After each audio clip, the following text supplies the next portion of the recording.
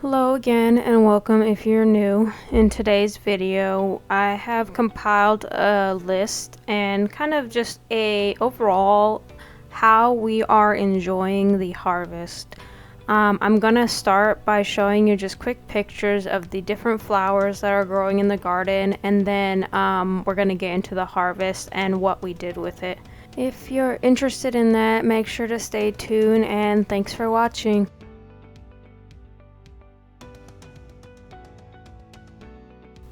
Starting out, we had a ton of cucumbers come in and some green beans. The cucumbers themselves, we enjoy eating fresh most of the time. If we got a lot of them all at once, then I did pickle them, and I'll be showing you that later. So here I just cut up some cucumbers, and this is how we're eating them fresh. We enjoy eating them with lemon juice and salt on them. And then the next thing we're gonna get into is how we used up these green beans. One simple way that we enjoyed using up these green beans was as a side. We had grilled up some beef, and then we went ahead and ate some green beans on the side that were blistered with some garlic powder, salt, and pepper. They were fantastic.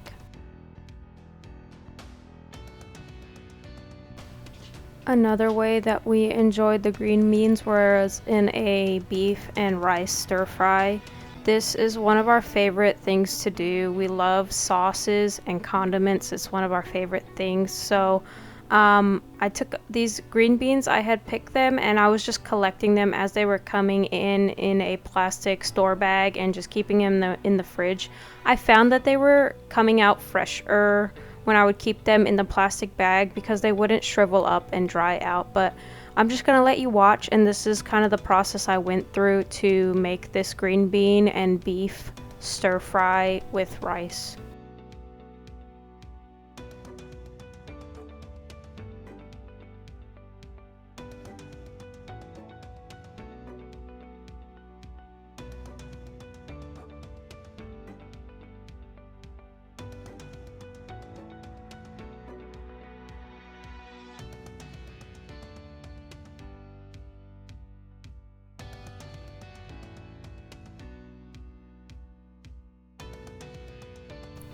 This beef that I'm using is the flank steak that I had bought from Costco. We had gone through that together. This is my favorite way of using the flank steak, is to actually cut it into strips and put it into a stir fry. And then I use jasmine rice as the rice element because we really prefer jasmine rice over long grain rice, just because we think it just tastes so much better with these stir fries.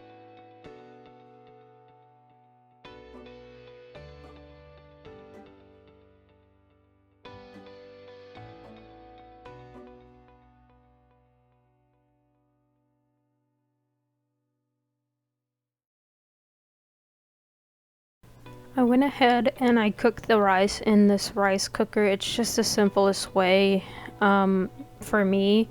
And I did rinse this rice out 3 times before filling it to the right proper amount, and then I started making the sauce for the stir fry. This is soy sauce, chicken broth, some sesame seed oil, rice wine vinegar, some ginger and garlic, and then we also put some honey in here.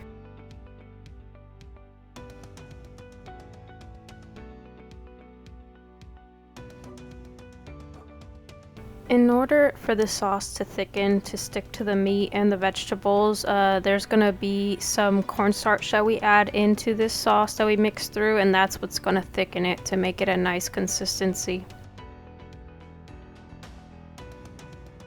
I did season the beef with salt and pepper just so that it would be have some seasoning, but this sauce is really what's gonna give it a great flavor.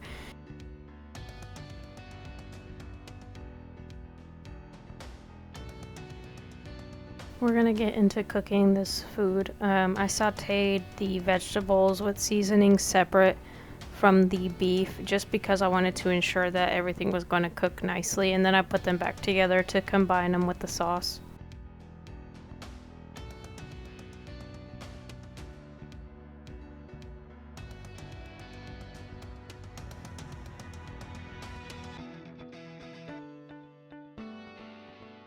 I was really sad. My green bean plants were starting to really struggle at this point. They had given me a good amount of green beans, but the plants themselves started to struggle, so they're no longer producing the green beans. I so enjoyed getting these green beans off these plants, so I'm hoping that they'll come back. I did go ahead and plant some other green bean plants in the garden, and we will see if we can get some more by the end of the season.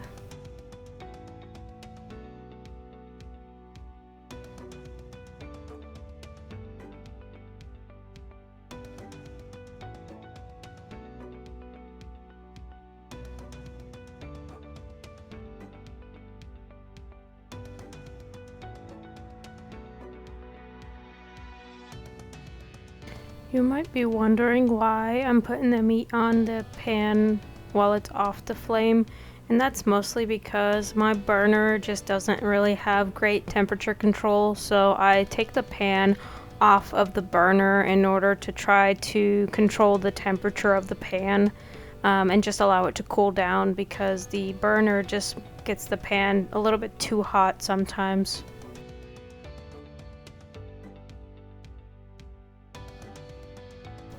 At this point, everything is cooked through, and I'm gonna let it just finish cooking away in the sauce. After the sauce gets nice and hot, it just thickens and it coats this meat and veggies really delicious. And that's it. That's all that it takes to make this. And I put this over rice, and we love this. We make this in so many different types of ways. As you'll see soon, I did try this with different types of vegetables.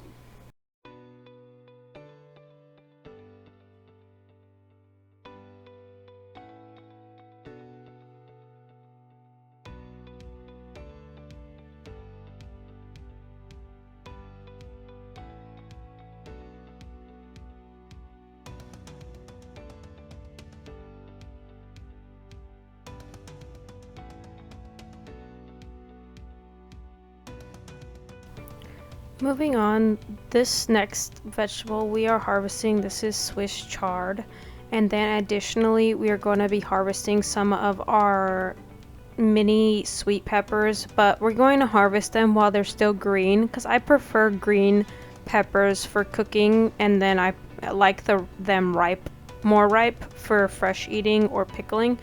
That's just my preference, so I like to pick them pretty green, and then I'll put that into meals. And we're gonna make another one of these stir fries, but we're gonna make it with the Swiss chard. We're gonna add some peppers in it, and then we're gonna also add some spinach that I have frozen in the freezer. And this turned out so good. My husband did not really care for it, but I loved it.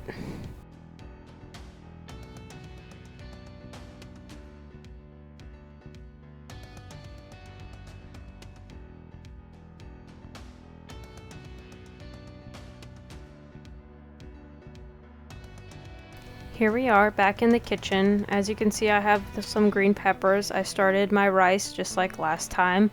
I started to prep all of my vegetables so that I could cook those first, and then went ahead and started my sauce because I like to cut my meat last so that I can use the same cutting board and the same knife and everything. So I cut all my vegetables first. I make my sauce so that once I pull out the raw meat, I don't have to mess with anything anymore. And then that allows me just to rinse off my cutting board and keep reusing it. And then once I cut the meat, I'm done.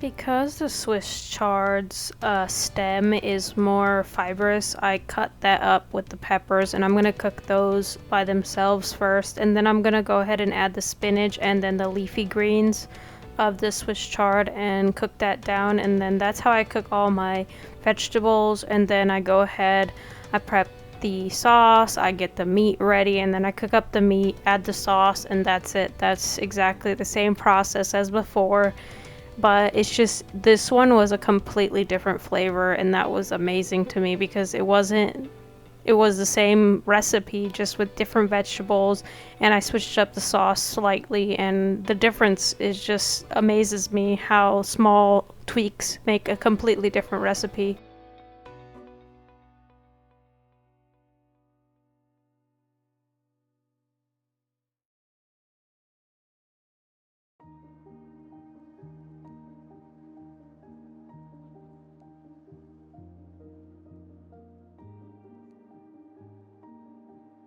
I do add water to the pan to help the vegetables soften if they're more fibrous, just because they don't cook through very well if I don't add water and put a lid on it. I just find that steaming them in that way is what helps them to cook fully through to the middle and soften up really nicely, whereas if I didn't do this, they would just burn in the pan and not cook through. So that's why I do that.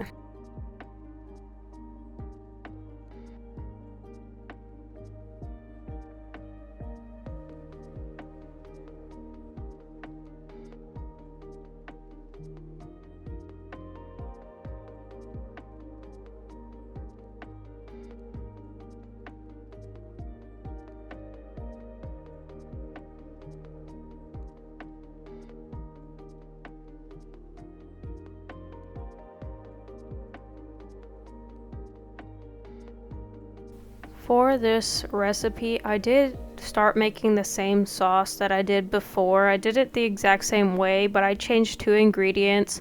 And instead of using chicken broth, I had used beef broth, and I had ran out of fresh garlic, so I used garlic powder. And it was amazing to me how different this one tasted from the other one.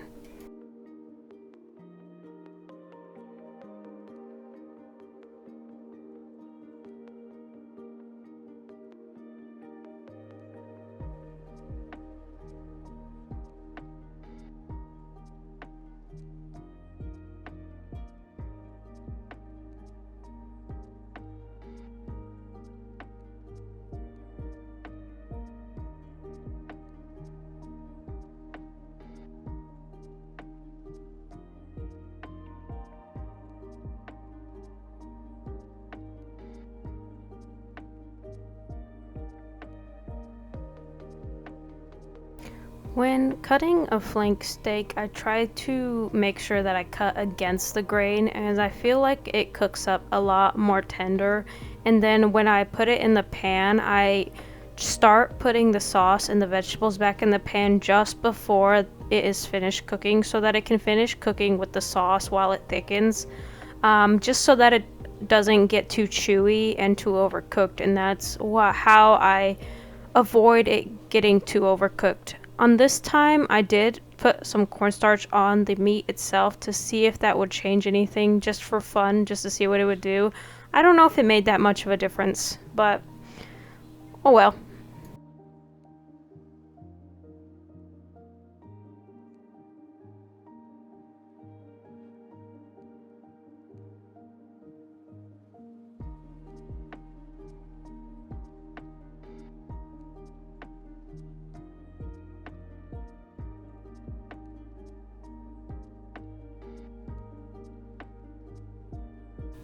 We often enjoy replacing honey in the sauce with brown sugar. The brown sugar in the sauce is absolutely delicious.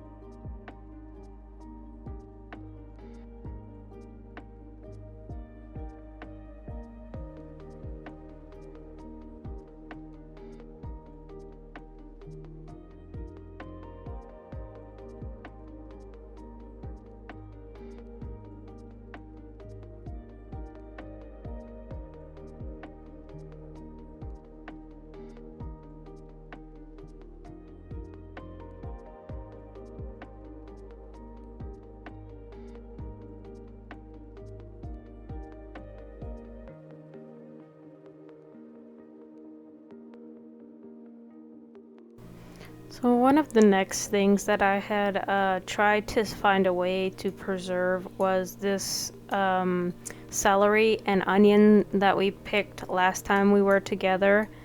And what I ended up doing with these is just cutting them up so that I could freeze them. And I went ahead and I put them in freezer bags and I froze them because I don't really use celery at all until it's soup season in the fall and winter, because I make a lot of soup in the fall and winter, and that's when I like to use my celery. So I went ahead and I froze all of this because I had no use for it right now. And in the winter time, when it's time to make soup, I will probably run through this so fast.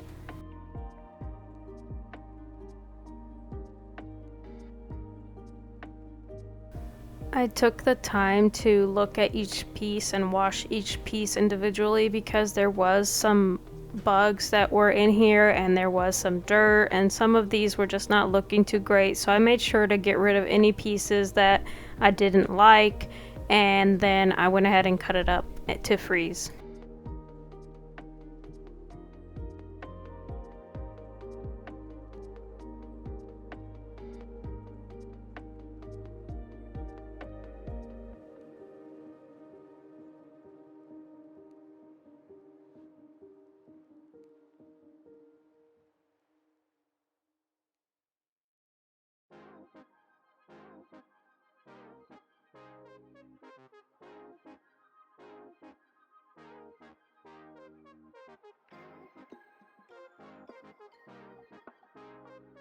As I was taking the leaf parts off of the celery, I was trying to decide what I wanted to do with these leafy bits on the celery, because I know some people like to use it to make things like chicken broth with them, but I don't really like doing that, so I was debating whether or not I should just throw them away, but I decided I was going to keep them and freeze them, and then I was going to go ahead and make a garden tea out of them and just pour it back into the garden.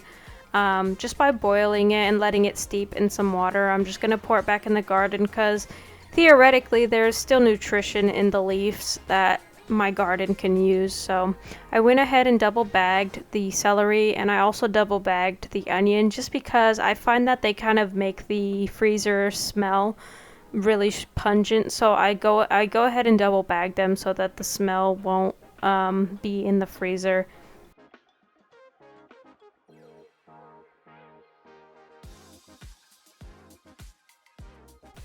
These were the first onions that I've ever grown, so I wasn't really sure what to do with them. I know that some people cure them in order to keep them long term, but I wasn't interested in doing that, so I just cut them up and froze them so that I could use them in different meals. And yeah, I'm still learning about a lot of different things, and onions is definitely one of them.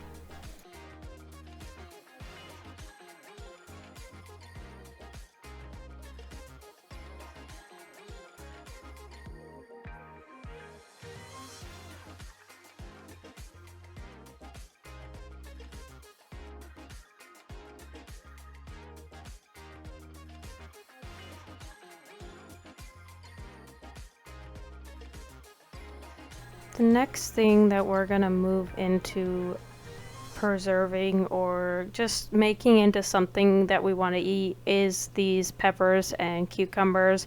I went ahead and I pickled these ones because there was a good amount of them, so I made a simple brine that I had found online just to try and see if we would like this brine, and this brine required a lot of sugar, and something I know about us is that we really don't prefer a lot of sugar in our pickles. We like a good sour dill pickle. And so I just went ahead and used this brine, and I had a feeling we weren't really going to like it for our pickles, and I was right. We did not like this brine very much. It was just a little bit too sweet for our taste. And so on the cucumbers, we didn't like the brine, but with these peppers, this brine was absolutely delicious.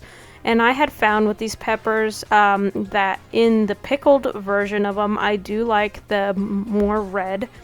I did use some green and some red in this one, and the green ones were still delicious, but the red ones just brought a whole different type of flavor. So this is just a simple brine that I had used to do a pickle in the fridge. This isn't canned or anything. I just did a simple fridge pickle, and these were good. My daughter loved the pickles, like the cucumbers, but we just didn't really care for them all that much. But I will continue to use this brine for the peppers because I thought that that was delicious.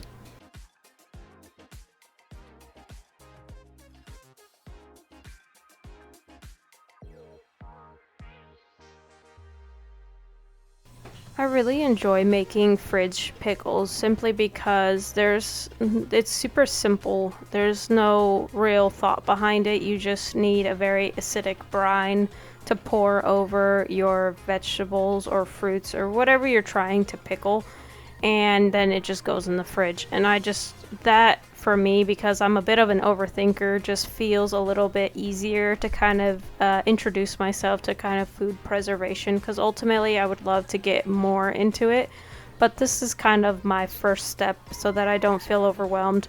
I am warming the brine through simply to dissolve the sugar and the salt. This is just sugar, salt, vinegar, and water, and yeah, that's it. And then I just pour it over these. I loosely cover these and then I let them sit on the counter until they cool down just a little bit, and I put them in the fridge, and we ate these very fast.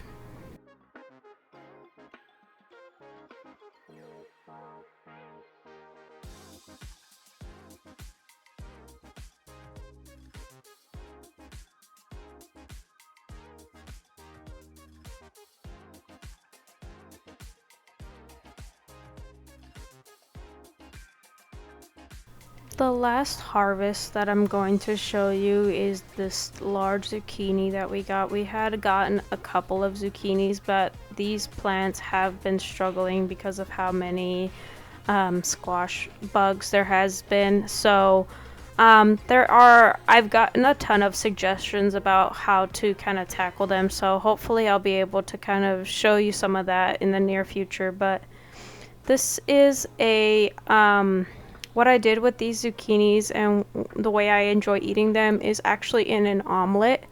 I got some mushrooms from the store, and then I just pair the mushrooms with the zucchinis, and I put them inside of an omelet with some cheddar cheese and a ton of seasonings, and this is just the way that I enjoy eating them. So at the end, after I had made this, what I did is I took some of our pickled peppers that I had pickled earlier from the fridge, and I had sprinkled them on top of the omelet, and my goodness, so good. I can't I can't even express how much we enjoyed eating these.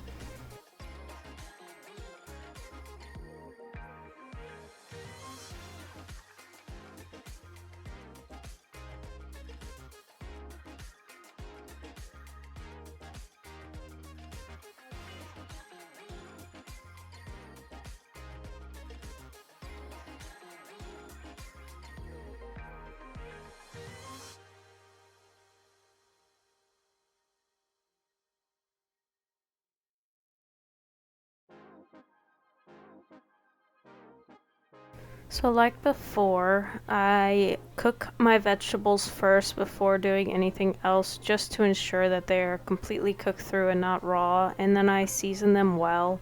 And this is just the way that I do most of my cooking. I try to make sure the vegetables are cooked through really well first so that they just taste delicious, because oftentimes I have found that it's kind of hard to get them to cook through otherwise.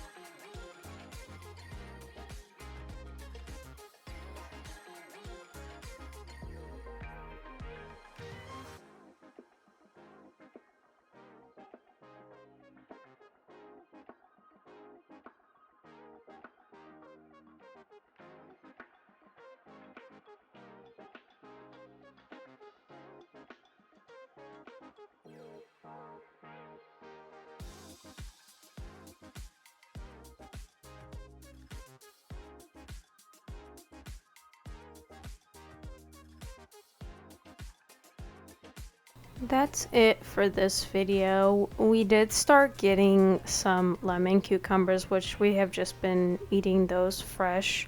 Here's a little clip of that, but I do hope you enjoyed this video, and I hope you would consider subscribing and liking. I'll be seeing you in the next one. Thank you so much for watching. Bye!